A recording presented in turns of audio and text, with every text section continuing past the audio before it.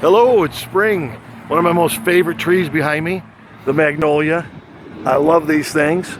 They just seem to come out at the right time, just when you're kind of getting out of the dark of winter and into the light of spring. The days are longer and all of a sudden the air becomes fragrant. It's just a refreshing awakening. And it's on that note that I'd like to talk to you a little bit about being awakened, about a renaissance. A lot of people may not understand that word, but it's about coming out of the dark and into the light. It's about having truth that was covered up and all of a sudden a freedom that the truth set us free. And there was such beauty that came out of the Renaissance, because in artwork and in freedom, when all of a sudden the oppressions of government and the oppressions of religiosity started to break free, and that we started to see the truth. All of a sudden things were printed that weren't allowed to be printed before. There were things brought into our regular language rather than the protected language of the time for the elitist. And it's in that note as well that that this is the time, this is an awakening, this is the need that we have in politics here in America, let alone here in Michigan or here in the 12th district, congressional district of Michigan. And I believe that despite all the good efforts and the good intentions, that there is an awakening that needs to be resolved, that we stop hiding behind our politics, that we stop hiding behind our divisions, that we stop reading media labels and thinking that we understand the whole article, or that because we saw it on the internet that it's absolutely true. It's amazing the sway and the persuasion that comes into our perspectives, and we need to come to an understanding of truth and freedom, and even in the experimentation of truth, even in the exploration of truth, that we have the opportunity to find it.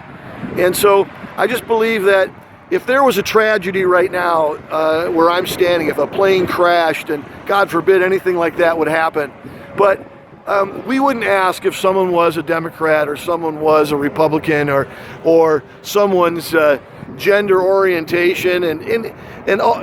I'm not saying that any of those things aren't important for the things that we stand on and the things that we believe or the things that we don't believe, but we wouldn't ask those questions in regards to a time of tragedy. And certainly this is a time of tragedy that needs to be awakened, that we can live together as individuals in our community, and despite what we think or what we believe or how we believe, that we can come to a resolve that that community can be better, that these things can be improved upon for whatever reasoning you may have. But I believe this, that it's in the individuality of community that resolve takes place, that community takes place, that it's not being in the makeup. They tell me that the community that I live in is about 20% more Democrat, and that the likeliness of a Republican winning this election is has a 70-year history of not happening almost. So maybe not quite that,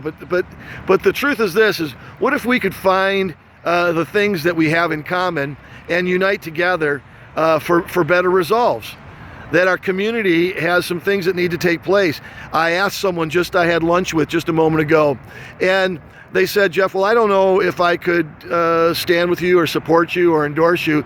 I really don't endorse anybody, but if I was to run myself, I'd probably run as a Democrat. And I asked them this question: could you just please answer it easily enough and tell me your resolve on it? So I asked them, are municipalities stronger or weaker right now over the last whatever years? And this person has not been in the area but less than 10 years. And they said, well, in a 10-year period that I've seen things are weaker.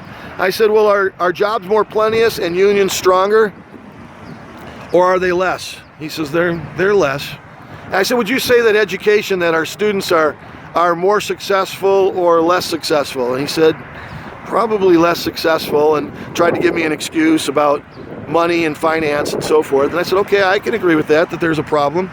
And then I said, about our community as a whole, would you say that our communities are thriving or struggling? And he said, struggling. And I said, so you don't think that has anything to do with those people making decisions on your behalf? and a long pause without an answer.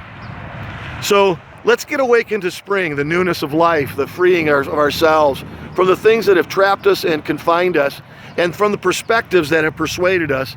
And let's start thinking about what can we do to make our community better. So on that, vote Jeff Jones for Congress, Michigan 12. God bless. Have a springful, delightful day.